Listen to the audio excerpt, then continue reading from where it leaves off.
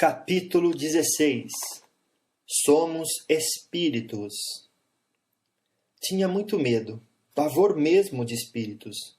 Se me falassem que em tal lugar havia espíritos, não passava nem perto.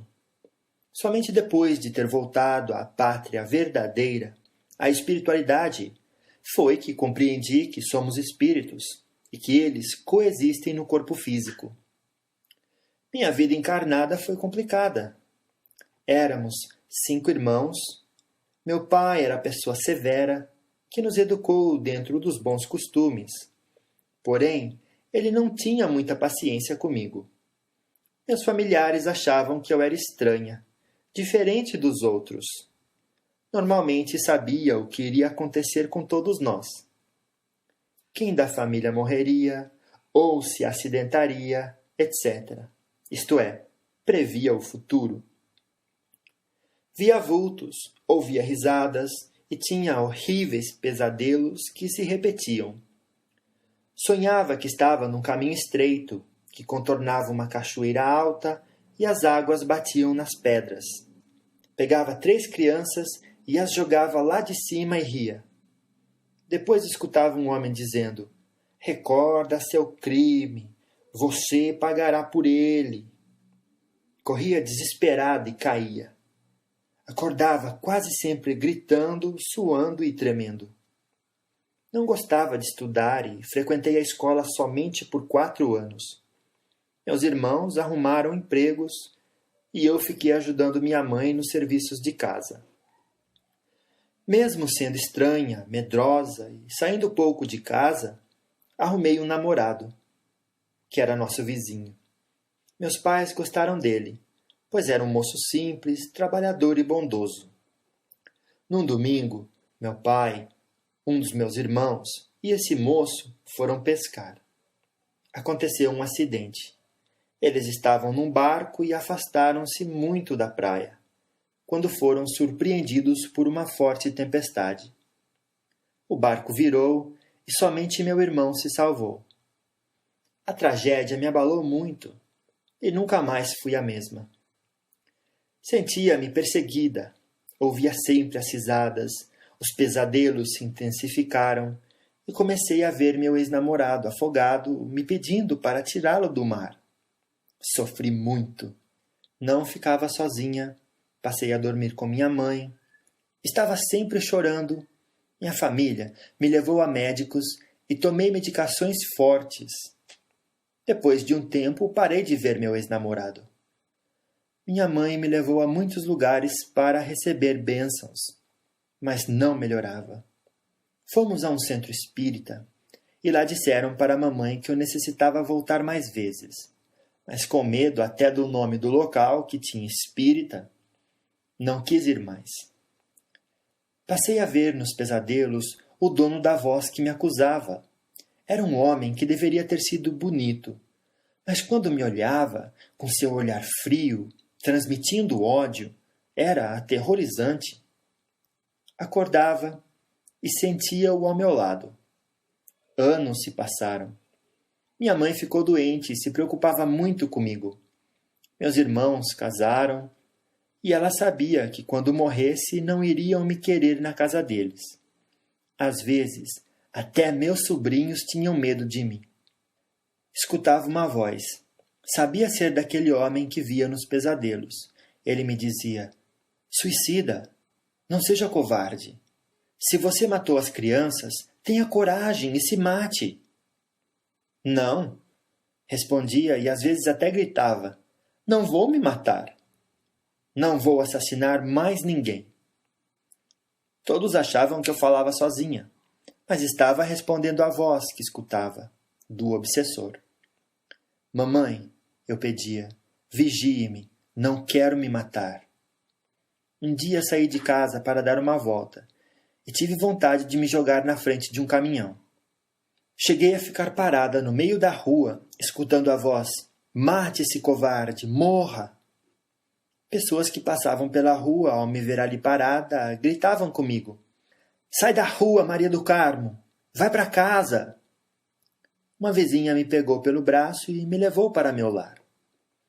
Chorei muito e resolvi não sair mais de casa sozinha. Esse espírito me falava muito para que me matasse, mas resisti. Somente iria morrer quando Deus quisesse, quando findasse meu tempo de encarnada. Tomava remédios fortes, que me davam um pouco de alívio, mas tinham muitas contraindicações. Davam-me dores no estômago e na cabeça. Como é ruim estar o tempo todo com alguém que nos odeia. Mamãe passou a frequentar um centro espírita.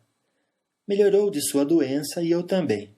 Embora com muito medo eu ia às vezes com ela e comecei a me sentir melhor. As pessoas que frequentavam esse centro espírita eram bondosas e me tratavam muito bem.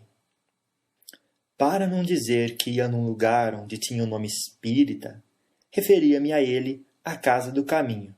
Era como chamava. Eles me deram de presente o Evangelho segundo o Espiritismo e passei a lê-lo. Gostava muito do capítulo Amai os inimigos e as orações pelos obsessores.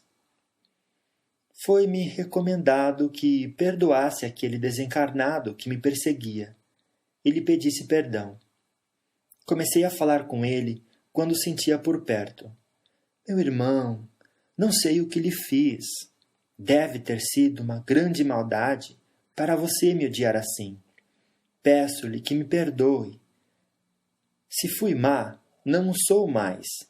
Hoje não faço, nem sou capaz de fazer mal a ninguém. Rogo por Deus que me perdoe. É perdoando que somos perdoados.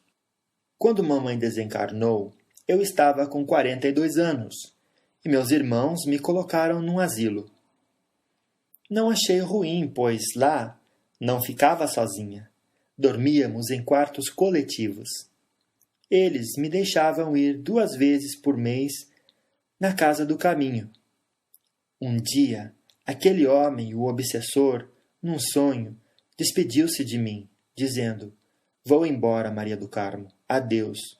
Aproveite os anos que lhe restam na carne e seja boa. Não tive mais pesadelos. Sentindo-me melhor, passei a ajudar meus companheiros. Minha família me esqueceu, raramente recebi a visita deles. Desencarnei com 58 anos. Fiquei doente por meses, câncer nos pulmões. Sofri muito, mas tive uma mudança de plano tranquila. Mamãe me esperava. Foi um reencontro alegre. Adaptei-me facilmente à minha nova maneira de viver. Naturalmente, recordei-me de alguns fatos da minha reencarnação anterior. Tive por amante um homem, aquele que foi meu obsessor, que era casado e tinha 7 filhos. Ele não me quis mais e me vinguei dele. Consegui enganar seus filhos pequenos que brincavam com um priminho deles. Levei os 3 para um lugar perigoso, numa cachoeira que ficava perto de onde morávamos. Joguei-os nas pedras. Os 3 desencarnaram. Ninguém ficou sabendo do que fiz. Porém, meu ex-amante desconfiou.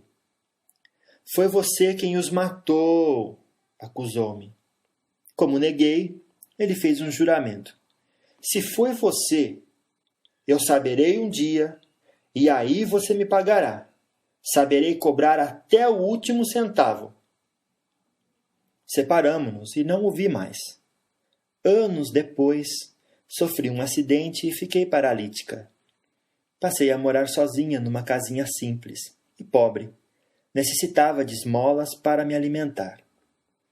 Numa tempestade, um raio caiu em minha casa, e essa acabou pegando fogo. Não podendo sair, morri queimada. Sofri muito quando desencarnei. Foi um horror defrontar com a realidade. Ir para a espiritualidade com tantos erros cometidos e sendo homicida. Padeci no umbral por anos.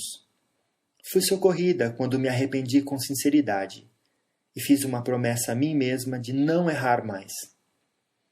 Reencarnei e recebi o nome de Maria do Carmo. E esse que fora meu amante, o pai de 2 das crianças que assassinei, Ao desencarnar, soube de toda a verdade. Procurou-me. Encontrou-me encarnada e vingou-se obsediando-me.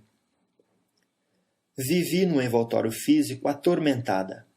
Quando começamos, mamãe e eu, a frequentar o centro espírita, os trabalhadores desencarnados de lá foram orientando-o, e aos poucos ele foi compreendendo que o ódio não é bom, que deveria perdoar e cuidar da vida dele, pois ele também errara, traíra a esposa, havia me iludido e depois me perseguido. Fiquei livre do seu ódio, mas não da reação de meus erros. Vivi sozinha, sendo incompreendida.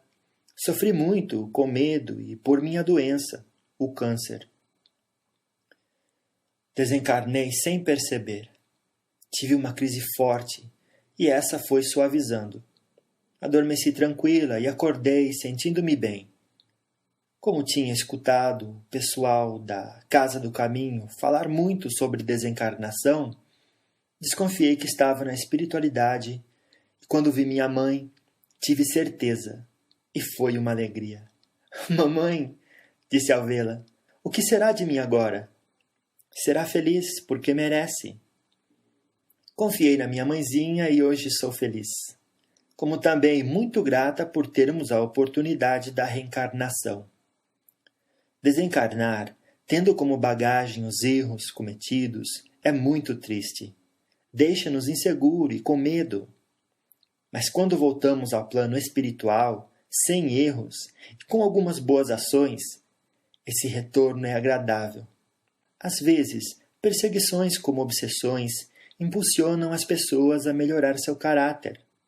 Esse meu ex-amante me perseguiu, mas não me impediu de progredir. Quando me senti adaptada, tivemos um encontro. Ele se preparava para reencarnar. Pedi-lhe perdão, perdoamo-nos e abraçamo-nos como amigos. Fui, quando encarnada, obsediada. E isso foi possível porque somos donos de nossos atos. Sentindo-me culpada, deixei que outro me cobrasse. Tudo o que fazemos, prejudicando o próximo, nos faz correr o risco deste não nos perdoar e nos perseguir. Estou estudando muito para poder fazer parte de uma equipe que ajuda tanto os obsediados quanto os obsessores. Quero, com carinho, auxiliá-los, motivando-os a se perdoarem. Hoje, acho engraçado o medo que eu tinha dos espíritos. Somos todos nós espíritos, esteja esse revestido ou não do corpo físico. Maria do Carmo. Explicações de Antônio Carlos. Maria do Carmo tem razão. São obsediados os que permitem. Sentindo-se culpados, os devedores aceitam a interferência de outros que lhes cobram, que querem que sofram o que fizeram sofrer. Ambos, obsediado e obsessor, necessitam de tratamento onde o perdão tem de ser sincero. A reconciliação é necessária. Nossa convidada recordou-se de 2 de suas desencarnações e pôde compará-las. Na anterior, em que fez a mudança de plano, levando consigo muitos erros, fora homicida, sentira um medo terrível e sofrera muito.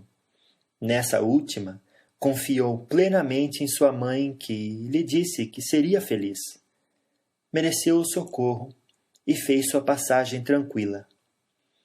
Maria do Carmo sofreu por medo, por se sentir diferente e por solidão. Embora tenha aceitado essa perseguição, lutou contra as sugestões desse desencarnado que a odiava e que dizia: mate-se. Esse obsessor sabia que suicidas padecem muito e, como queria vê-la sofrendo mais, queria que ela se matasse. Mas, se ela tivesse se suicidado, não teria sido como ele queria, pois seria levado em consideração essa subjugação. Na última encarnação, nossa convidada não fez mal a ninguém. E quando teve oportunidade, ajudou os companheiros do asilo. Não reclamou de seu sofrimento, suportou as dores da doença, o câncer, sem se queixar, e não teve receio da desencarnação. Nem todas as obsessões são como a que aconteceu com Maria do Carmo, em que houve a reconciliação e nenhuma tragédia. Muitos obsediados trocam ódio com os obsessores e não se perdoam. Infelizmente, temos visto muitos obsediados se perturbarem tanto que até adoecem. E muitos outros fazem o que os inimigos desencarnados querem, mais atos errados, aumentando sua colheita de sofrimento. Ou até se suicidam perdendo a oportunidade do aprendizado no plano físico. O perdão é o remédio. O amor é a prevenção. Quem ama não faz o mal. E a obsessão é o resultado de maldades, erros e ausência de amor. Capítulo 17. A eutanásia. A dor era insuportável. Não consigo descrevê-la. Era tanta que tive certeza de que sofrimento não mata. Minha doença era incurável. Tinha câncer nos ossos. E isso me fazia padecer.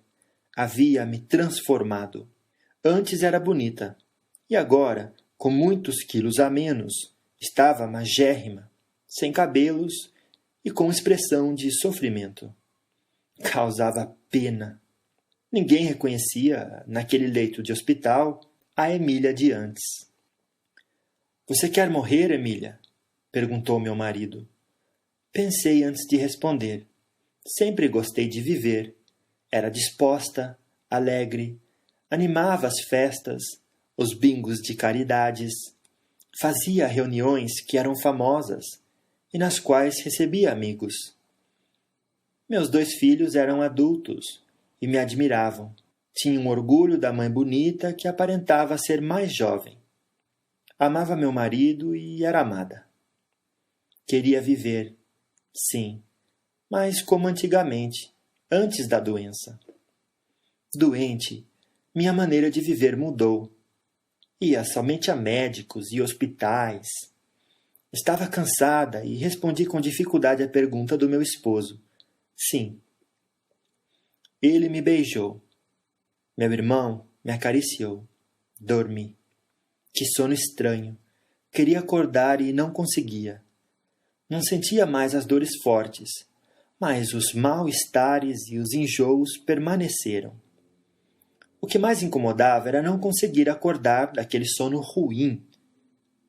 Com muito esforço abri os olhos. Estava numa enfermaria, onde não tinha aparelhos nem soro. Respirei profundamente e isso me deu um pouco de alívio. Dormi de novo. O sono me causava horror. Não queria dormir daquele modo. E assim foi por um tempo. Acordava e dormia, até que consegui ficar mais desperta. Demorei e consegui falar. Continuava na enfermaria, porém não recebia mais as visitas dos meus familiares. Era bem tratada.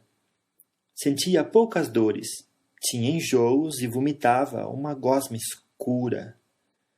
E ainda tinha aquele sono estranho. Fui melhorando e quis saber o que ocorrera comigo. Por que minha família não me visitara? Como e por que melhorava? Porque estava numa enfermaria? E as respostas que eu via me deixavam nervosa. Vomitava mais.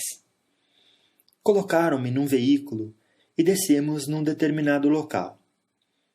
A enfermeira, que me amparava, explicou-me.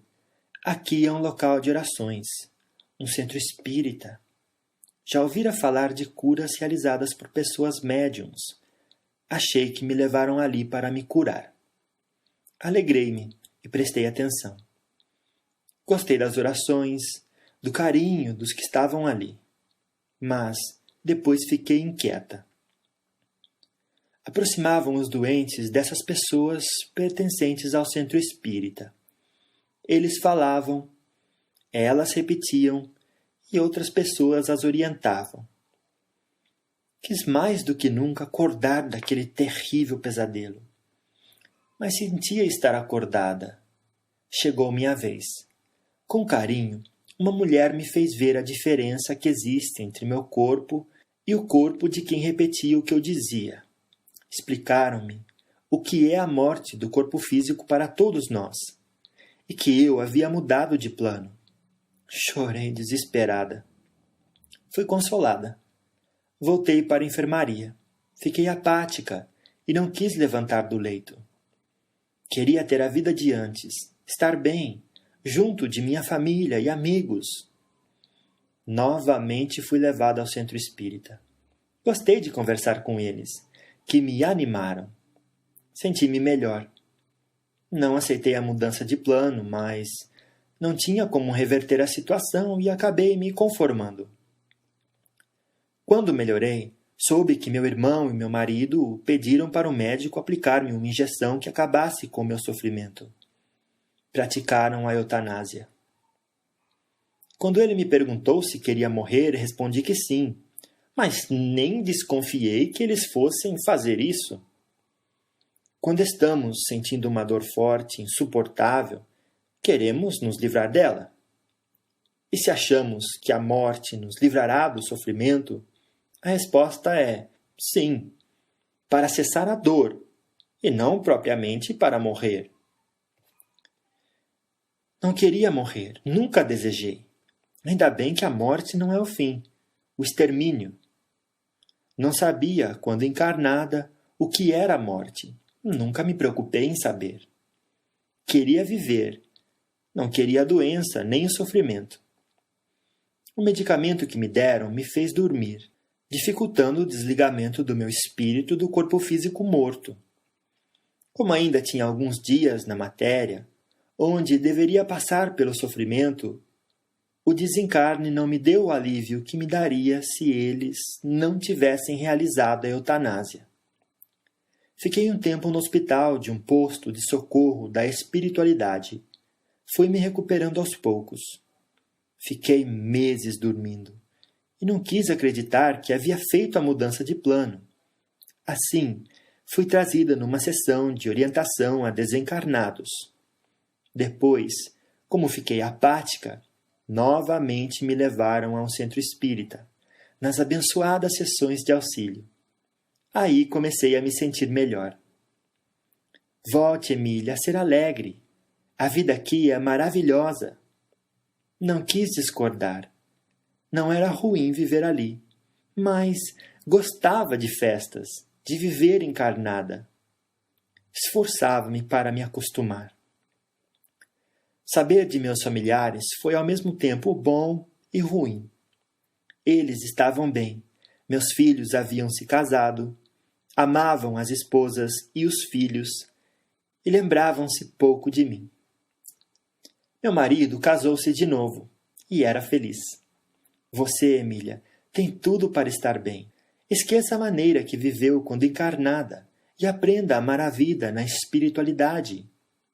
Aconselhavam-me os novos amigos. Não foi fácil para mim a desencarnação, embora não tenha ficado vagando, nem fui para o umbral. O agora, a vida depois que meus órgãos cessaram suas funções, foi de difícil aceitação. Primeiro, sofri com aquele sono horrível, os enjoos e mal-estares. O reflexo do meu corpo doente era forte em mim. Preferia 1000 vezes ter ficado no corpo físico, mesmo com dores alucinantes, até que findasse o tempo que eu mesma havia planejado antes de reencarnar. Segundo, demorei a acostumar com a vida simples e ordeira do plano espiritual. Gostava mesmo era a vida encarnada. Minha adaptação foi lenta. Os orientadores me aconselhavam: Emília, por que você não estuda? Tente. As aulas para mim eram chatas. Nunca gostei de estudar. Quando garota, ia à escola obrigada. Leia esses livros. Mais de um? Acho que nunca leram inteiro. Então, vá ao teatro. Fui, mas as pessoas iam para ver a peça, e eu gostava de ir para me exibir. Passei a fazer tarefas e reclamava. Coma e não ache ruim. Se não quiser, fique sem comer. A orientadora pacientemente me orientava. Emília, não fale assim. Alguém aqui já se referiu a você desse modo? Aprenda a ser educada. Era educada, só que perdi a paciência e mudei de tarefa. Passei por umas 10. Não gosto de livros, por que tenho de organizá-los? Emília, por que você reclama tanto? O que quer fazer? Trabalhar com moda, expressei-me. Aqui não temos esse trabalho. Fui com uma equipe socorrer alguns desencarnados no umbral. Detestei. Achei o local sujo, o cheiro de lá ficou em mim, vi somente tristeza. Muitos estão aqui porque, não gostando de nada, vêm conhecer outra forma de viver. Aqui é um local desconfortável e isso faz com que eles deem valor ao que possuem, explicou-me um socorrista. Arregalei os olhos e parei, ou pelo menos me contive de reclamar. Ficamos 10 dias num posto de ajuda, andando pelo umbral. Não fiz nada, somente fiquei observando. Senti nojo da sujeira e dos que ali estavam. Mas assimilei a lição. De volta à colônia, onde estava abrigada, fui varrer os pátios e voltei a estudar. Se sentia vontade de reclamar, lembrava-me do umbral. Faz 5 anos que desencarnei. Faço outras tarefas, estudei e achei algo que gosto de fazer. Cuidar de crianças. Estudo preparando-me para trabalhar no educandário com a garotada. Passo horas com outros orientadores e com as crianças. Ensinamo-las a dançar, cantar e brincamos com elas nos pátios. Amo a meninada. Sei que meus familiares não tiveram a intenção de me matar, mas sim de me livrar do sofrimento. Mas não é certo. Eles não agiram dentro das normas cristãs. Eu fui socorrida porque não fui má. Não agi errado com ninguém e pratiquei muitas caridades. Algumas para aparecer. Outras que ninguém ficou sabendo. Mereci ajuda também porque sofri muito com a doença. Você que ouve a minha história, dê valor à vida. É muito bom viver tanto aí no plano físico, quanto aqui na espiritualidade depois que acostumamos. Emília. Explicações de Antônio Carlos. Devemos amar a vida como única, em seus estágios, encarnados e desencarnados. Aceitar o que nos é oferecido no momento, sermos gratos, tentarmos sempre ser útil e fazer o bem. Reclamar é um vício que nos leva ao pessimismo, fazendo-nos ver somente os atos negativos e esquecer dos positivos. Emília foi socorrida, mas continuou a sofrer. Esse sono inquieto é muito doloroso. Continuou abrigada porque não quis sair. Em momento algum quis voltar para seu antigo lar. Foi vaidosa, fútil, mas caridosa e realmente não fez nenhuma maldade. E a doença a fez sofrer muito. Demorou a se adaptar, necessitou vir por 2 vezes à reunião de desobsessão em um centro espírita. E como essas reuniões de caridade auxiliam? Emília iria, com certeza, sem esses esclarecimentos, sofrer muito mais. Ficar mais tempo confusa. Nesses trabalhos de orientação, não somente são esclarecidos os desencarnados que vagam e que estão no umbral, mas também os que estão nos hospitais do plano espiritual. Eles são convencidos de que mudaram de plano quando comparam seu corpo e conversam com os encarnados. Emília precisou conhecer o umbral para parar de reclamar. Nos postos de socorro e nas colônias há muitos abrigados que não gostam do modo de viver que essas casas oferecem, ou de realizar tarefas, e reclamam. Necessitando se educar, às vezes são levados para conhecer outros locais, como o umbral. Entre os trabalhadores novatos, às vezes há discussões, discórdias e reclamações. Por isso, eles sempre se fazem acompanhar por um trabalhador experiente que interfere e os orienta. Eutanásia. Emília, como nos narrou antes de reencarnar, havia planejado a doença e o tempo que ficaria enferma.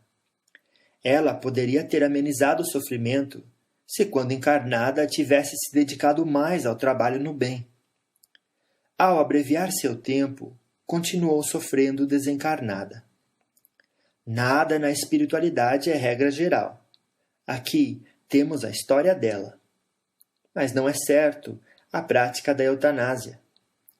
Emília me indagou. Meu irmão e esposo erraram ao decidir pela eutanásia?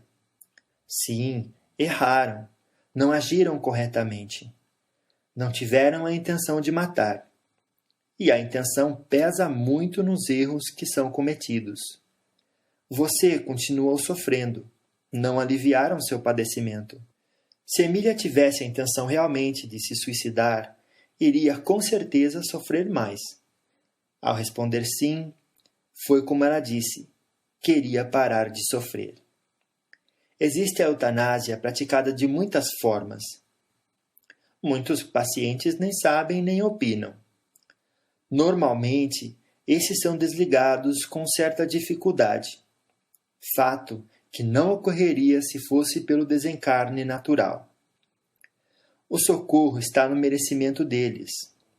Emília me perguntou de novo. Se não se aplicar nenhuma medicação que leve à desencarnação, se não se der o socorro ou algum remédio que anime o paciente, isso seria considerado eutanásia? Deve ser feito de tudo para o indivíduo ficar no corpo físico. Na minha opinião, suprimir a medicação que permite ao paciente continuar encarnado não é eutanásia, já que o termo significa morte sem sofrimento. Abreviar sem dor a vida de um doente reconhecidamente incurável. É muito forte o termo matar. Se dermos algo a alguém que leve à morte do físico, isso é matar. Existe a eutanásia realizada de forma consciente. Os doentes pedem para morrer, após pensarem e se acharem certos de que é isso que querem. Suicídio? Quando se quer morrer, deixar o corpo físico, matá-lo ou pedir para outros fazerem, isso é suicídio. Mas nesses casos há atenuantes. São levados em consideração pelo plano espiritual os motivos. Se o indivíduo é religioso, não pensará nisso. Se crê na continuação da vida, abominará essa ideia. E se entende a lei justa e misericordiosa da reencarnação, compreenderá a razão do seu sofrimento e não vai querer abreviá-la, deserdando-se do estágio físico. Eutanásia não alivia o sofrimento de ninguém. Se o desencarnado não opinou, ele não é responsável. Se o fez, sua intenção é realmente analisada. Aqueles que cometeram ou cometem a eutanásia responderão por esses atos. A vida é bênção. E o sofrimento, quando estamos encarnados, é às vezes mais fácil de suportar do que quando estamos desencarnados. Não a eutanásia.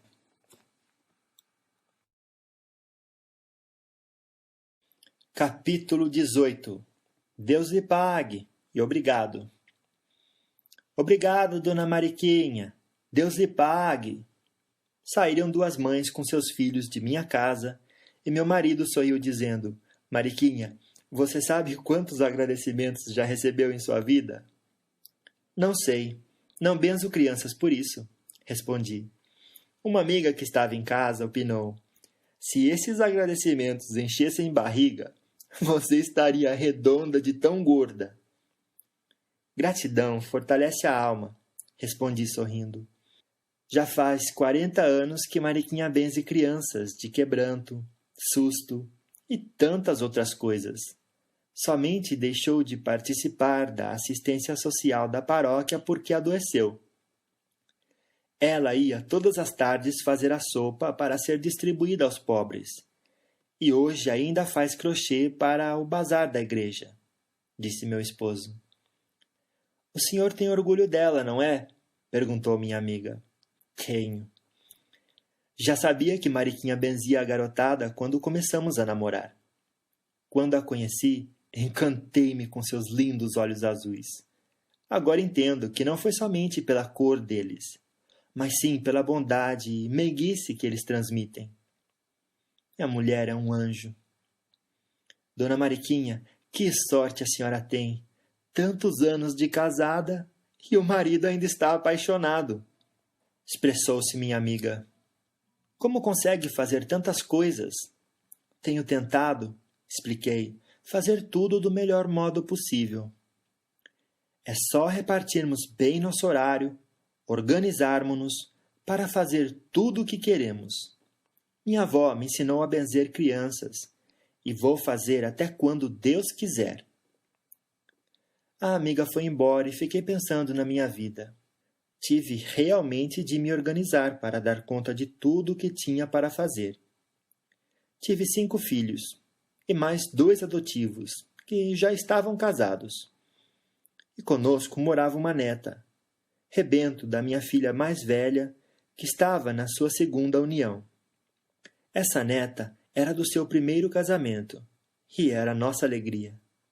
Ultimamente, eu não estava bem de saúde. Tomava muitos remédios e tinha dores pelo corpo. Lembrei-me de uma vizinha que tinha falecido havia 3 anos e que devia, com certeza, estar no céu, pois ela mesma se achava merecedora. Ela ia frequentemente à igreja e dizia ser muito religiosa. Essa senhora costumava me criticar. O que faz, Mariquinha, não é certo. Não se deve benzer crianças. As mães deveriam levá-las à igreja para o padre abençoá-las. Ou, não foi à missa porque ficou tomando conta de Dona Adelaide. É pecado. Primeiro Deus, depois os outros. Ela me criticava tanto que encuquei e fui falar com o padre. E dele escutei: tudo isso, essas bênçãos, não servem para nada. Se houver melhora, é porque iam melhorar mesmo. Benzimentos são crendices, superstições. Nada valem. Chorei muito. E foi meu marido que me consolou. Mariquinha, Jesus benzia as pessoas.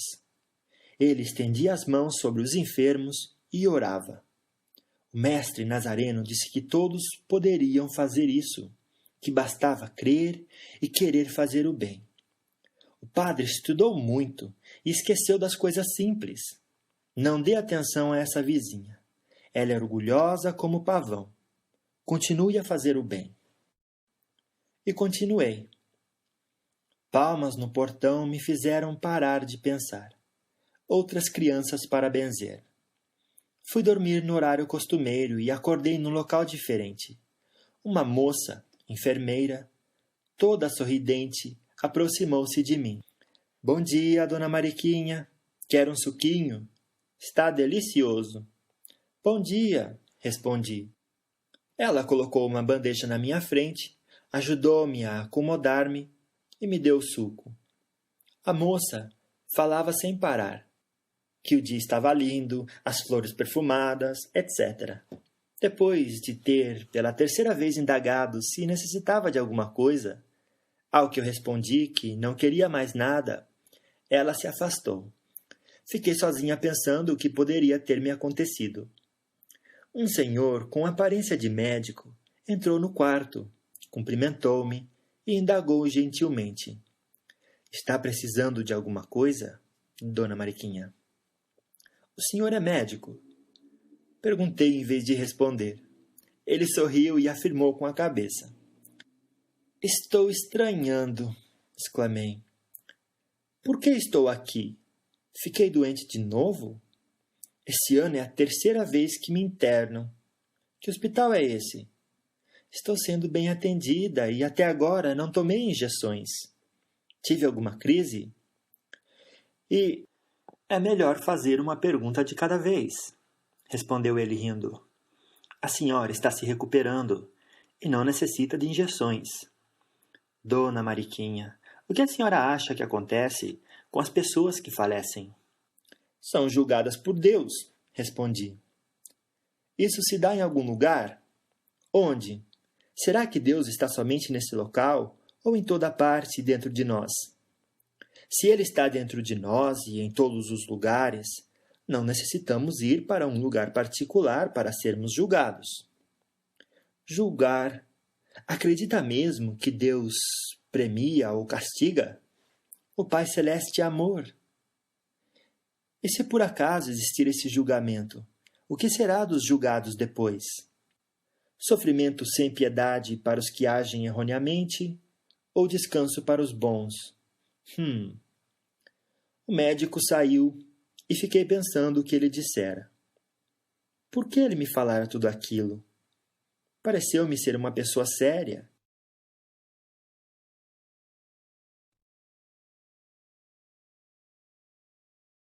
Os mortos o vissem. Esse julgamento também me pareceu improvável, como também o descanso eterno, que deveria ser uma chatice. O médico entrou no quarto novamente e chamei-o com um aceno de mão. Ele se aproximou e sentou-se numa cadeira ao lado do meu leito.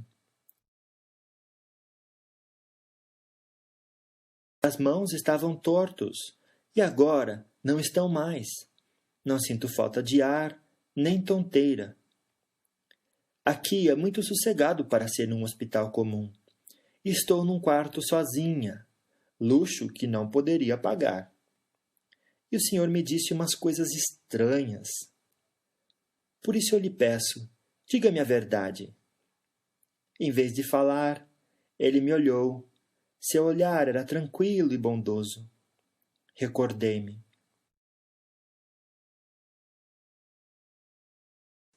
Meu esposo acendeu a luz, levantou minha cabeça e parei de respirar. A visão desapareceu e me vi no quarto do hospital. Aquele bondoso médico segurou minha mão. Pensei de novo e assustei-me com a minha visão. Vi meus familiares correndo, o médico conhecido dizer que morri. Depois, o velório com muita gente, flores e o enterro. Vi-me novamente no quarto. Olhei para esse senhor. Apertei sua mão. Fiquei triste e chorei baixinho. Tive medo. — Por que teme? Indagou ele. — Morri. E agora? Continuará a fazer o bem aqui, na espiritualidade. Explicou-me que desencarnara. Estava abrigada numa colônia e que a vida continuava. Conforme ele me esclarecia, meu medo foi passando. Recuperei-me logo e adaptei-me facilmente ao plano espiritual. Saí do hospital e fui recebida com alegria por companheiros numa linda casinha, onde passei a residir.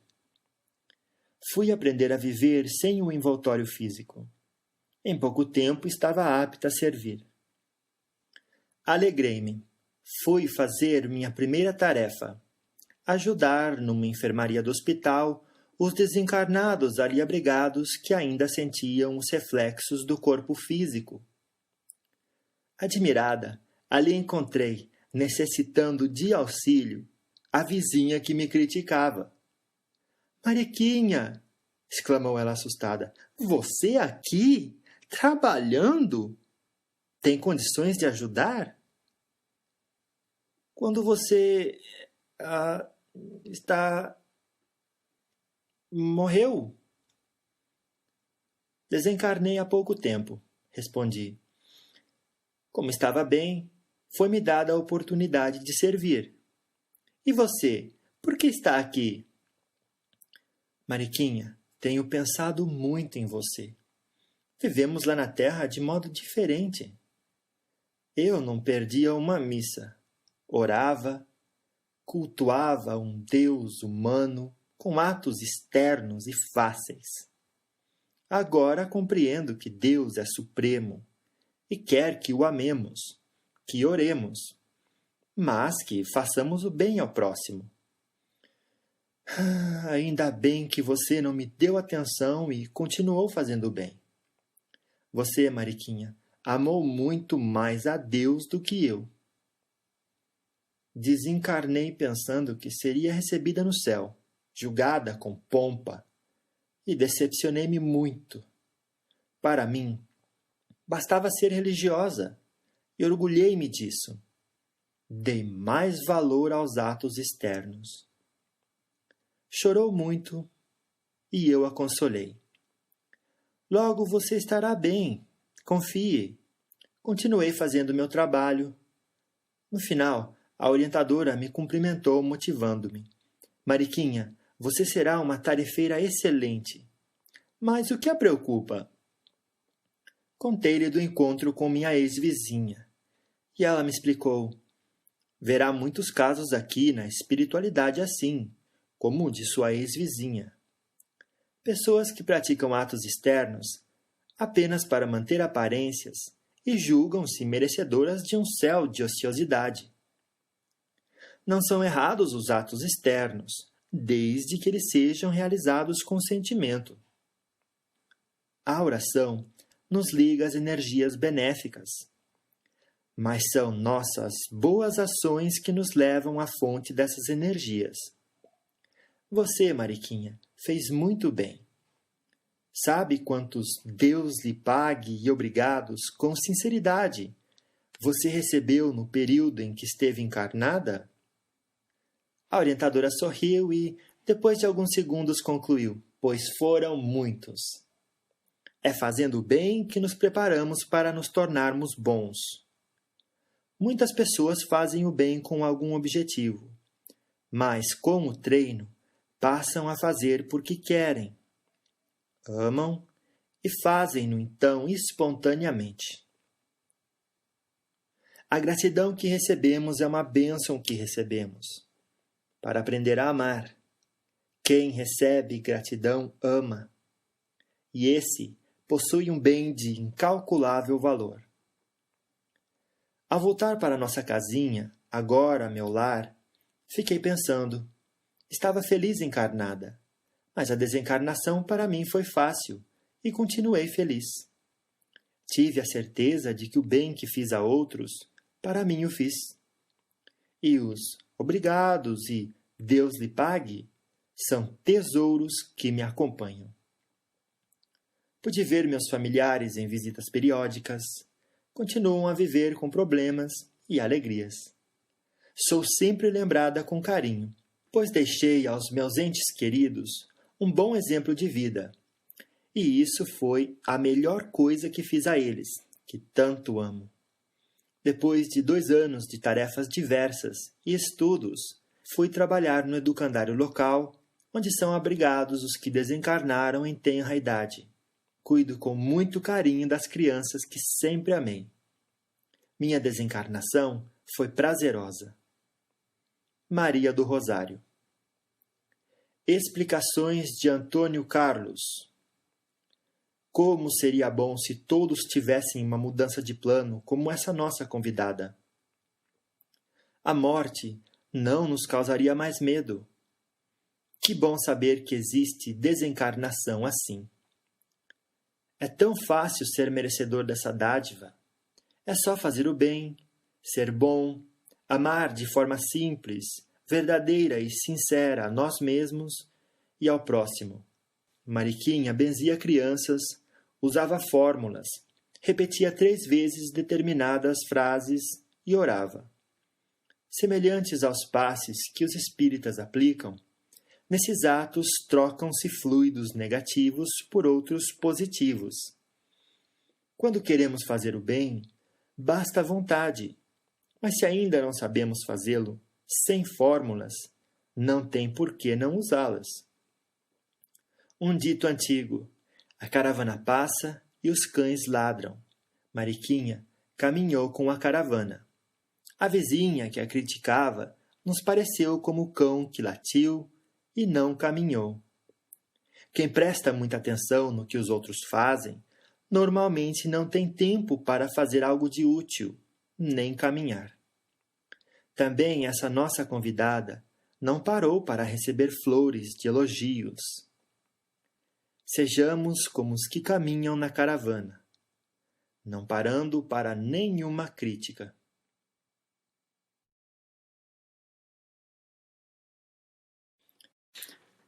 Capítulo 19. Depois de muito tempo indaguei, e agora? Vivi encarnado de modo muito errado.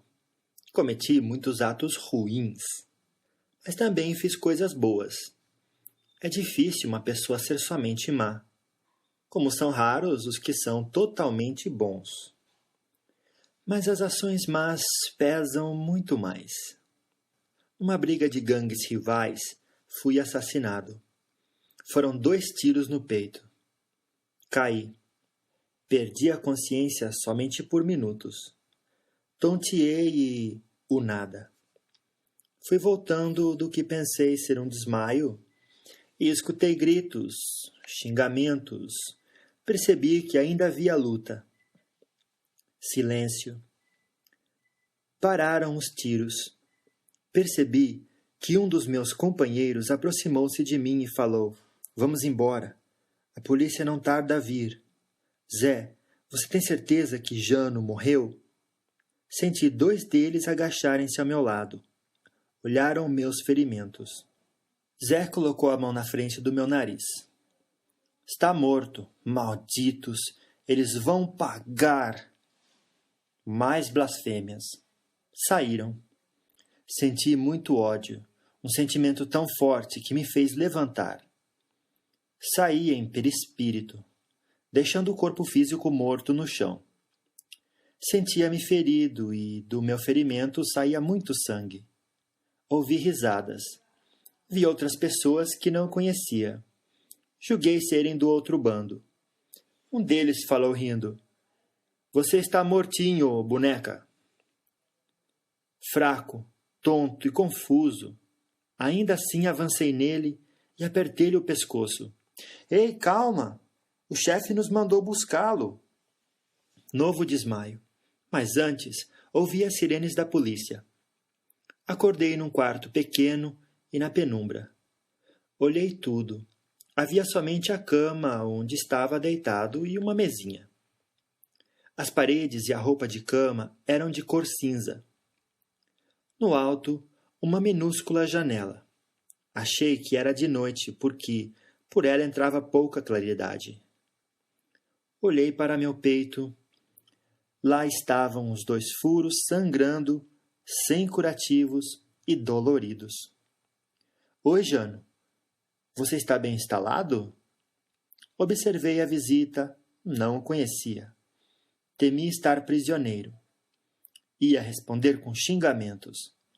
Mas aquele homem alto, magro e bem vestido não me deu tempo e falou: "Você não está numa prisão, mas sim num bom quarto descansando. Vou ajudá-lo a se lembrar." Trocaram tiros. Foi atingido e seu corpo morreu. Sobrevivemos a essa tragédia. Está conosco com muitos desses sobreviventes, ou seja, desencarnado numa cidade do além. Logo aprenderá a viver aqui. "Você é o chefe?" indaguei. "Sou chefe de muitos aqui, mas temos um comandante-geral, um sujeito que é maneiro com os fiéis, camarada com o bando. Vai gostar." "Vou sarar dos ferimentos?" "Você já viu alguém se curar num estalo?" "Não." "Então, paciência. Fique aqui deitado. 2 escravas o servirão. Quer alguma coisa?" Acabar com o bando rival. Sinto ódio deles. Ótimo. Ódio nos sustenta. Terá tempo para prejudicar seus inimigos. 2 mulheres me deram tudo o que queria. Os ferimentos doíam muito. Depois de 12 dias, aquele homem que veio me ver voltou novamente. "Vem comigo, Jano. Vou levá-lo à presença do nosso chefe." Ajudou-me a levantar e me colocou numa cadeira de rodas. Observei tudo curioso. Saímos da casa e vi uma rua estranha. Muitas pessoas andavam por ali. Achei-as esquisitas. Entramos num prédio luxuoso. Admirei-o, achando muito lindo. Era do meu gosto. Exagerado, com cores fortes e muita ostentação. Aqui é a sala de audiência, explicou meu acompanhante. Ficamos numa fila. Um homem muito bem vestido, calça e camisa combinando, estava sentado numa poltrona confortável e atendia as pessoas. Chegou a minha vez. Ele me observou e indagou. Estão te tratando bem? Sim, mas ainda sinto muitas dores nos ferimentos. Isso é simples de resolver. Pense que quer ficar bom. Colocou as mãos sobre meus ferimentos e os fechou. Levantei, não sentindo mais dores. Meu companheiro sorriu e falou baixinho ao meu ouvido. Ajoelha e agradeça ao nosso chefe. Obrigado, senhor. Falei ajoelhado. Agora que está bom, disse ele, fará parte da equipe que me serve. K mostrará tudo a você. Depois que estiver apto, irá nos servir. Pode ir. O próximo? Tive vontade de fazer algumas perguntas para entender o que acontecia. O homem que me levou ali, que agora sabia chamar-se K, puxou-me. Saímos da sala de audiência. Indaguei-o. Onde estou? Quem é esse chefe? O que irei fazer? Você está numa cidade organizada pelos que estão fora da lei. Não das leis dos homens, mas do outro, de Deus. Aqui estamos bem instalados num local que se chama umbral, para não dizer inferno. Nosso chefe é um safado, vingador e de muitos conhecimentos. Vou lhe mostrar tudo, e aos poucos irá aprender o que deve ser feito. Você, quando encarnado, já estava acostumado a viver com privações, em barracos, entre bagunças, malandragens e bandidos. Não deverá estranhar. Ele me curou, exclamei. Poderia ter feito isso assim que você chegou, esclareceu K. Mas preferiu deixá-lo sofrer um pouco como primeira lição. Tem conhecimentos aqueles que trabalham e estudam. Muitos acham que somente os bons sabem das coisas. Nós aqui sabemos, só que é mais difícil de se aprender. Gostamos mais de vadiar, farrear, e não se encontra fácil quem ensina. Aqui reina o egoísmo. Admiro o nosso governador, o chefão. Ele é poderoso e não gosta que o desobedeçam. Estava acostumado a obedecer. Havia tido muitos chefes. Prestei muita atenção no que via para aprender. Ali muitos sofriam, poucos mandavam, e a minoria se divertia. Indaguei K. Por que uns sofrem aqui e outros não? Não se pode dizer que ninguém sofre nesse lugar. Acho que o mais certo é dizer que uns vivem melhor, outros pior. Você e eu somos ruins, e os que mandam aqui, no umbral, admiram os que são maldosos e que ainda não se arrependeram. Pois, pelo que sei, o remorso vem para uns mais cedo, para outros mais tarde. Eles, os chefes, necessitam de gente assim como nós, para servi-los. Protegem-nos, porém exigem que trabalhemos com fidelidade para eles e para a comunidade. E por que alguns são maltratados? Esses também não foram bonzinhos, K me explicou, porque se fossem estariam em outros lugares. É merecido o castigo que lhes damos. Alguns não servem para fazer parte da equipe, não gostam de obedecer, e muitos são hipócritas demais. Não se pode confiar. Outros estão sofrendo aqui porque temos muitas queixas deles. Aqui também fazemos justiça. Tiraram dos pobres ou, podendo, não praticaram a caridade. Justiça? Exclamei espantado. Por que não? Se achamos que a pessoa necessita sofrer, fazemos com que sofra. Não existe Deus para isso? Perguntei. Cá riu, depois me esclareceu. Na lei das pessoas boas, é um ajudando o outro. Aqui é o contrário, castigamos. Mas não se preocupe, nem tenha dó. Se não merecessem, não estariam aqui, e não conseguiríamos maltratá-los. Com o tempo, você verá que muitos, ao se arrependerem, com sinceridade e querendo melhorar, são levados pelos bons que entram em nossa cidade. No entanto, sofrem porque merecem. Adaptei-me facilmente. Fazia o meu trabalho da melhor maneira possível. Continuei cometendo maldades a outros desencarnados e encarnados. Um dia nosso chefe sumiu. Houve muitos comentários. Que não fora cauteloso e os desencarnados bons o pegaram, ou fora preso pelos grupos rivais. Falavam até que ele desistira de sua posição porque se cansara. Outro passou a ser o chefe. Estávamos sempre brigando entre nós mesmos ou com outros. Tinha de estar o tempo todo alerta e nunca confiava em ninguém. Recebemos em nossa cidade um folheto de outra localidade do Umbral, dizendo que precisavam de desencarnados que gostavam e tinham talento para escrever. Interessei-me. Desde que chegara ali, não escrevera mais. Mas quando garoto, na escola, fazia boas redações. Gostava de escrever cartas e textos. Resolvi ir e me informar direito o que eles queriam. Gostei do lugar e de todos. Desejei fazer parte desse grupo e pedi para meu chefe, que autorizou.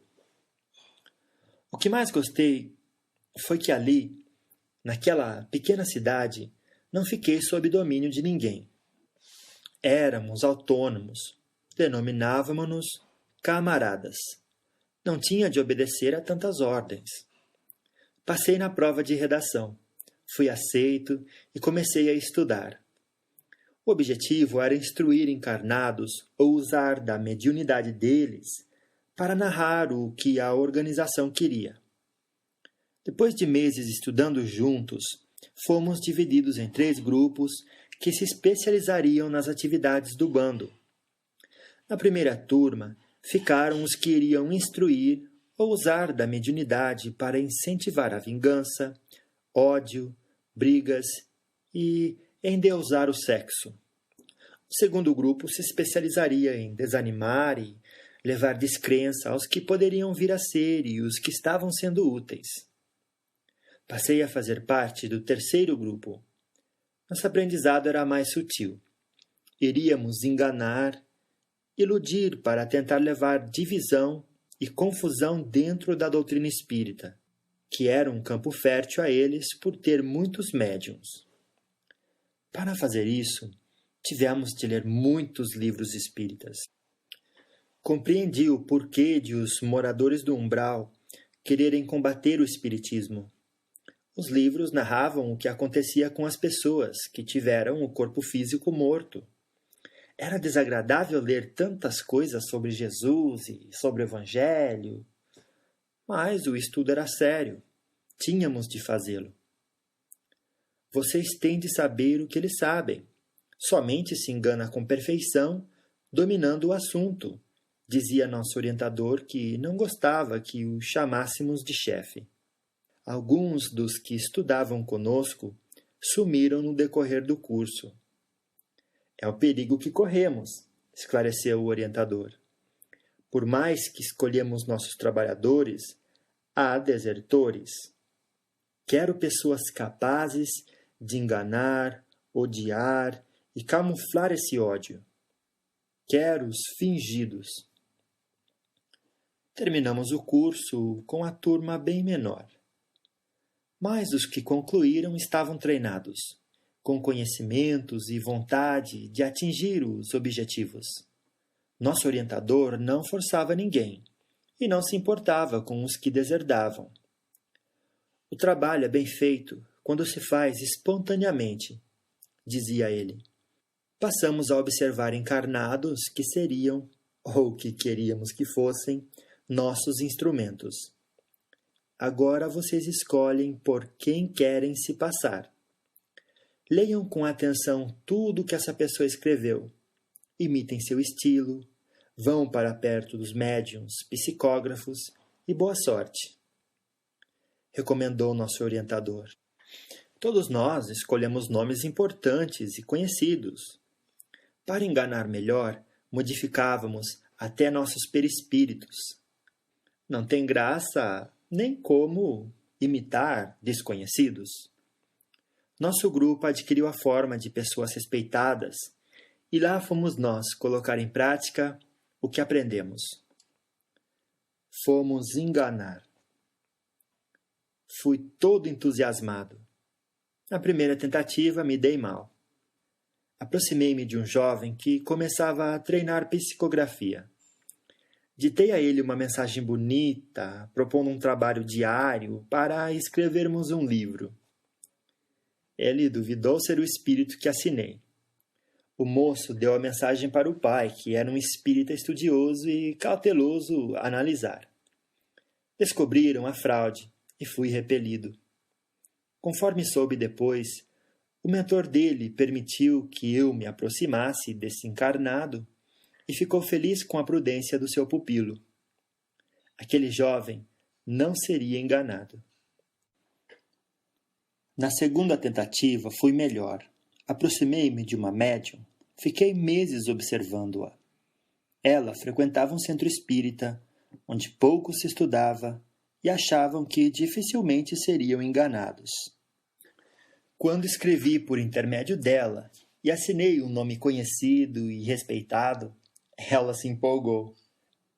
Sentiu-se importante. Já se via dando autógrafos e todos a respeitando. Mas era uma pessoa preguiçosa. Queria tudo pronto. Não tinha tempo para se dedicar ao trabalho de psicografia. E dava muitas desculpas. Desisti, não tive paciência de enganar essa médium. Alguns da minha turma estavam se dando bem. Outros não.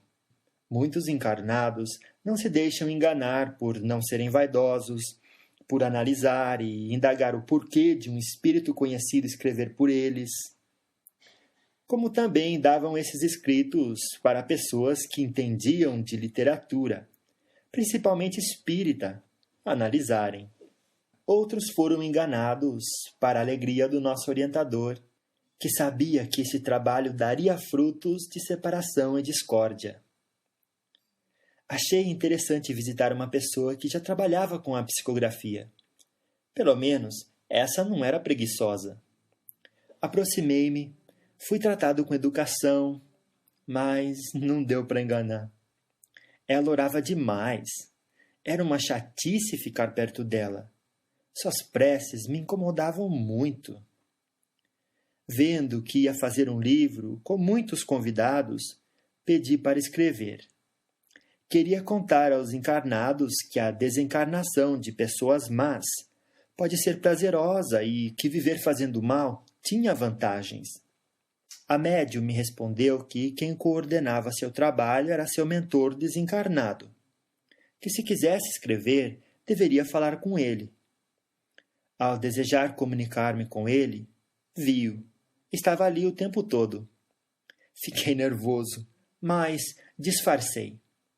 Esse espírito aproximou-se de mim e apresentou-se. Chamo Antônio Carlos. Que Jesus esteja com você, Januário. Poderá escrever, ou seja, ditar sua história, desde que assine seu nome. Mas, como todos os convidados, você terá de fazer um breve estudo em uma de nossas colônias. Ele sabia o meu nome e, com certeza, já sabia muito mais sobre mim. Fiquei de pensar. Eu passei dias rodeando a médium. Ela não teve medo.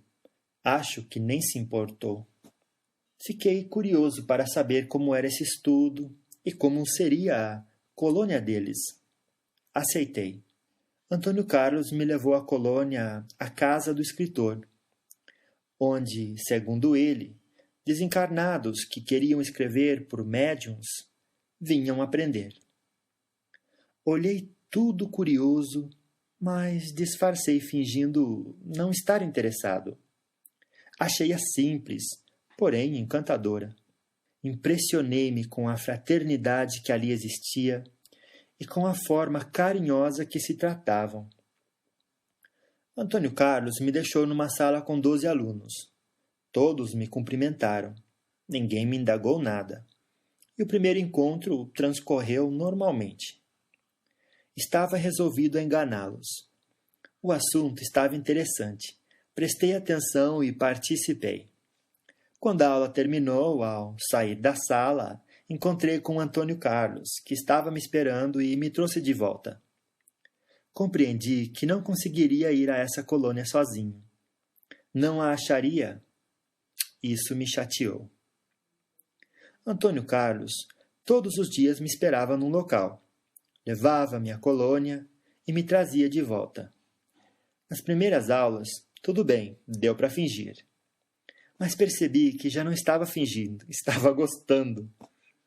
Seriam 10 lições. Na 7ª, pedi a Antônio Carlos: Vamos sentar aqui um pouco? Sentamos num banco do jardim da colônia. Ele ficou quieto. Comecei a chorar. Nunca havia chorado daquele jeito, tão sentido e dolorido. Sofria. Ele esperou que chorasse, o que fiz por minutos. Depois olhou com carinho. Foi então que temi e indaguei-o apreensivo. E agora? Caminhe, mude o rumo de sua vida, respondeu ele bondosamente. Fiz muito mal. Como será minha colheita? Quando nos preparamos para a colheita, sabemos que irá ser trabalhosa. O trabalho no bem facilita. Terei muito o que fazer, exclamei em tom de queixa. Chorei de novo. Januário, disse Antônio Carlos carinhoso, se você tem de caminhar 200 quilômetros e ficar sentado chorando, pensando no tanto que andará, terá sempre esses quilômetros pela frente. Mas se der passo por passo, um dia terá percorrido toda a quilometragem. E você já andou alguns quilômetros. Compreendi. Pedi abrigo, ajuda aos orientadores do curso. Aconselharam-me a terminar o estudo e vir, como havia prometido, escrever minha história ou parte dela. Antônio Carlos, meu novo e sincero amigo, levou-me a uma outra colônia, onde existe uma escola especial para desencarnados que foram imprudentes, a ponto de serem taxados, por eles mesmos, de trevosos. Ali eram educados, recebendo a orientação de que necessitavam. Gostei demais do que vi, de todos, e quis com sinceridade frequentá-la. Escrevo hoje, no dia em que se comemora um feriado na cidade que a médium mora. A Nossa Senhora, Maria, Mãe de Jesus. Orei muito para ela me dar forças e conseguir mudar minha forma de pensar e de viver. Sei que terei de me esforçar para me modificar. E foi depois de muito tempo de desencarnado que, angustiado e temeroso, indaguei. E agora? Que faço? Ainda bem que recebi ajuda. Entendo que ninguém é perfeito e que o importante é cobrarmos de nós mesmos o que podemos fazer e não observar o que o próximo faz. Quando me aproximei pela primeira vez da médium, queria escrever uma coisa, acabei escrevendo outra, pois compreendi que não estava bem como julgava. Ninguém é feliz não se sentindo bem com as leis divinas, afastado de Deus. Não queria continuar fazendo mal, e decidi parar com a plantação da maldade e me preparar para a colheita. Quero e desejo fazer essa colheita com trabalho. Agradeço a oportunidade que estou tendo. Fiz muito mais mal a mim mesmo do que aos outros. Januário. Explicações de Antônio Carlos. Januário teve uma desencarnação violenta. Sentia ódio do inimigo e lutava com rancor. Esse sentimento forte, o ódio, fez, num impulso, seu espírito sair do corpo físico morto. Desencarnados, que vibravam igual a ele, desligaram-no, levando-o para uma cidade do umbral.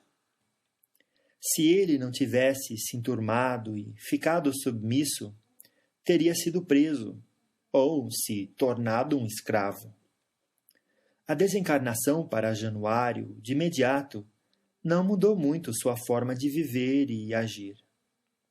No umbral, os chefes que lá moram costumam agir de forma que seus companheiros sofram, para depois ajudá-los. Isso tudo para que tenham medo e sejam obedientes. Muitos livros espíritas têm descrito as cidades do plano espiritual. Bonitas e agradáveis são as moradas dos bons espíritos, ou daqueles que querem melhorar. Confusas, barulhentas e não tão bonitas são as moradas dos que preferem trilhar o caminho da maldade. Lá também vivem os imprudentes, que são maltratados, normalmente os que fizeram vítimas, e essas não lhes perdoaram. Os que se denominam moradores fingem estarem bem e são alegres. Há os que mandam, e a maioria tem de obedecer às leis, que normalmente são cruéis. Nessas cidades vemos muitas coisas estranhas, que não diferem muito de certos lugares da Terra, onde encarnados vão para usufruir paixões e vícios. Nós os vemos vestidos de muitos modos. Há os que se vestem acompanhando a moda dos encarnados. Januário, na primeira vez que veio nos visitar, estava todo de branco. Talvez por tentar se passar por outra pessoa. Depois veio vestido de preto. Acabou, por último, vestindo-se de roupas claras e simples. Somente alguns se vestem de forma muito estranha, e os motivos são quase sempre tentar assustar ou amedrontar quem os vê. Januário viveu muitos anos no umbral. Pedi a ele que não escrevesse o que fez. Errou muito. Convidei-o a fazer o curso. Queria que ele conhecesse outra forma de estudar a literatura e que conhecesse desencarnados bons. Deu resultado. Todos, professores e alunos, sabiam o porquê de ele estar ali e ajudaram-no. Somente se indagou, e agora? Quando teve consciência de seus erros? Ele soube, pelo estudo na colônia, a casa do escritor, que nossos atos nos pertencem. Somos donos absolutos do que fazemos. Ficar inerte e chorar pelo que se fez de errado não resolve. Necessita-se caminhar e ser útil. É o que ele vai tentar fazer. Em muitas colônias existem escolas que orientam desencarnados que muito erraram. Lá, eles estudam por um tempo. Depois de concluírem o curso, há várias opções. Continuar a estudar em outras colônias, reencarnar ou servir em muitos locais. Desde que esse desencarnado, que se denomina orientador, fundou no umbral uma escola para literatos, nós, da colônia Casa do Escritor, sabemos e os temos acompanhado de perto. Temos nosso livre-arbítrio, eles também. Este orientador, espírito talentoso na arte literária, sente muito ódio por tudo que melhora o indivíduo e principalmente pela doutrina espírita. Acha ele, como muitos outros perseguidores, que não adianta combater os bons. Segundo eles, quanto mais as pessoas sofrem pressões, mais se fortalecem. Acham, então, que devem incentivar indivíduos sem preparo, médiuns vaidosos a escreverem, para que façam livros sem treino, estudo e preparo. Pensam que, se criticarem, gerando discórdia e rancor, criarão desunião. E tudo que se separa divide, enfraquece-se e acaba. Vou dar um exemplo referindo-se a mim. Eu, Antônio Carlos, era desconhecido no meio espírita. Atualmente, algumas pessoas sabem quem sou pelos livros que escrevo. Vera Lúcia, a médium, e eu temos uma história de vivência juntos, onde erramos, e agora queremos reparar esses erros. Organizamo-nos para fazer um trabalho. Temos um motivo forte para termos treinado juntos durante 9 anos, até o primeiro livro ser editado. Não sou uma máquina de fazer livros. Preciso sentir o que escrevo, fazer e refazer histórias no plano espiritual para depois ditar a ela outras vezes. Não escrevo por mais ninguém, nem tenho planos de fazê-lo. Todo trabalho que se inicia tem continuidade, termina, e esse nosso terá fim. E pelo meu aprendizado, irei com certeza fazer outro. Certamente isso se dará quando a médium desencarnar. Mas se fosse para escrever com outro encarnado, não usaria o nome de Antônio Carlos. Teria caridade com o médium, que certamente receberia críticas e muitas indagações. Será ele? De fato, é ou não Antônio Carlos? Esse médium mistifica? Quer aparecer? Por que escreve por alguém já conhecido? Pegou o bonde andando, etc, etc, etc. Temos nos ensinos de Jesus as setas para a nossa caminhada, nas orientações dos livros de Allan Kardec, diretrizes seguras para quem deseja fazer um bom trabalho com a mediunidade. Como Januário narrou, ele tentou enganar primeiro um jovem que desconfiou de um nome importante dentro da doutrina espírita e agiu certo pedindo opiniões. Mas não é somente de nomes importantes que temos de nos acautelar. É também de histórias confusas, exageradas, com mensagens distorcidas, e também quando o desencarnado escreve criticando o médium com quem trabalhou ou trabalha há tempos, dizendo que ele é isso ou aquilo, que quer escrever com alguém com mais instrução, com vocabulário mais rico, etc. Sem treino, estudo, prudência e humildade da parte do encarnado, fica fácil enganar. Felizmente, há dentro da doutrina espírita encarnados sérios, estudiosos, perseverantes, trabalhadores que a sustentam, fazendo um bom trabalho. Sugiro cautela e prudência para você que recebe mensagens pela psicografia. Não tenha pressa em editar o trabalho. As árvores, para darem frutos, necessitam de tempo para crescer, fortalecer, dar flores e, finalmente, os frutos. A boa árvore somente dá bons frutos. Estude com atenção os livros de Allan Kardec, principalmente o livro dos médiuns.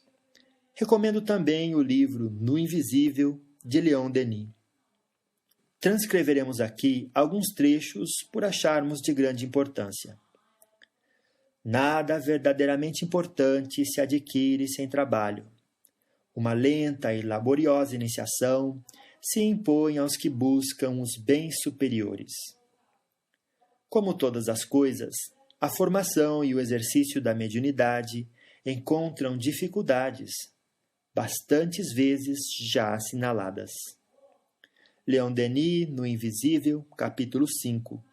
Educação e função dos médiuns. Convém insistirmos nisso, a fim de prevenir os médiuns contra as falsas interpretações, contra as causas de erro e de desânimo. Uma multidão de espíritos nos cerca, sempre ávidos de se comunicar com os homens. Essa multidão é sobretudo composta de almas pouco adiantadas, de espíritos levianos, algumas vezes maus, que a densidade de seus próprios fluidos conserva-os presos à terra.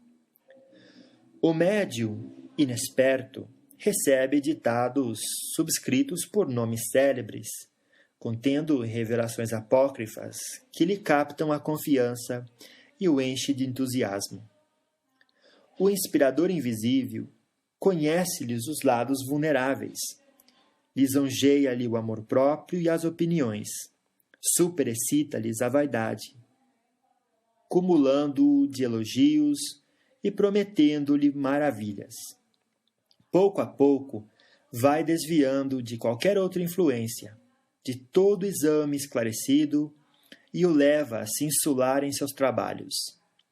É o começo de uma obsessão, de um domínio exclusivista, que pode conduzir o médium a deploráveis resultados. Esses perigos foram, desde os primórdios do Espiritismo, assinalados por Allan Kardec. Todos os dias estamos vendo médiuns deixarem-se levar pelas sugestões de espíritos embusteiros e serem vítimas de mistificações que os tornam ridículos e vêm a recair sobre a causa que eles julgam servir. A boa mediunidade se forma lentamente no estudo calmo, silencioso, recolhido, longe dos prazeres mundanos e dos tumultos das paixões. Você, que me ouve agora, espero que medite sobre as histórias verdadeiras que leu, que possa ter uma mudança de plano tranquila e não se apavore ao se defrontar com a desencarnação. Que a resposta à indagação "e agora?" traga-lhe paz, e que tenha o merecimento de estar entre os bem-aventurados, os que escolheram o caminho estreito, mas que o levará a uma sobrevivência harmoniosa. E tenha sempre em mente, somente você pode desfazer o que fez de errado e fazer o bem que ainda não fez. E isso deve ser feito no presente, neste momento. Que Deus o abençoe. Ao terminar a leitura desse livro, provavelmente você tenha ficado com algumas dúvidas e perguntas a fazer, o que é um bom sinal. Sinal de que está em busca de explicações para a vida. Todas as respostas que você precisa estão nas obras básicas de Allan Kardec. Se você gostou deste livro, o que acha de fazer com que outras pessoas venham a conhecê-lo também? Poderia comentá-lo com aquelas de seu relacionamento, dar de presente a alguém que talvez esteja precisando, ou até mesmo emprestar àquele que não tem condições de comprá-lo. O importante é a divulgação da boa leitura, principalmente a leitura espírita.